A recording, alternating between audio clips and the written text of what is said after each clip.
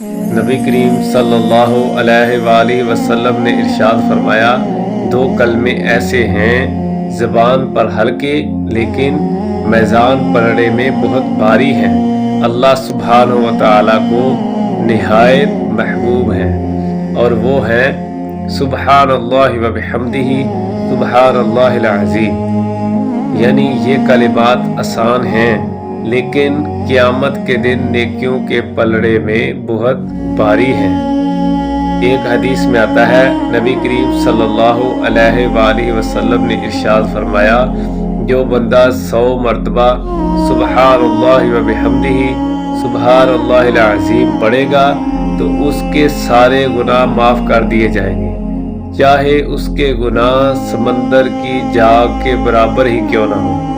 ایک اور حدیث میں آتا ہے، نبی کریم صلی اللہ علیہ وآلہ وسلم نے ارشاد فرمایا، جو بندہ سبحان اللہ و بحمدہ پڑھے گا اس کے لیے جنت میں ایک کھجور کا درخت لگا دیا جاتا ہے۔ ایک اور حدیث میں آتا ہے، نبی کریم صلی اللہ علیہ وآلہ وسلم نے ارشاد فرمایا، 100 مرتبہ سبحان اللہ و بحمدہ سبحان اللہ العظیم و بحمدہ استغفر اللہ پڑھا کرو۔ تو نبی کریم صلی اللہ علیہ وآلہ وسلم نے ارشاد فرمایا، اس تسبیح کی برکت کی وجہ سے کل جہان میں رزق تقسیم کیا جاتا ہے۔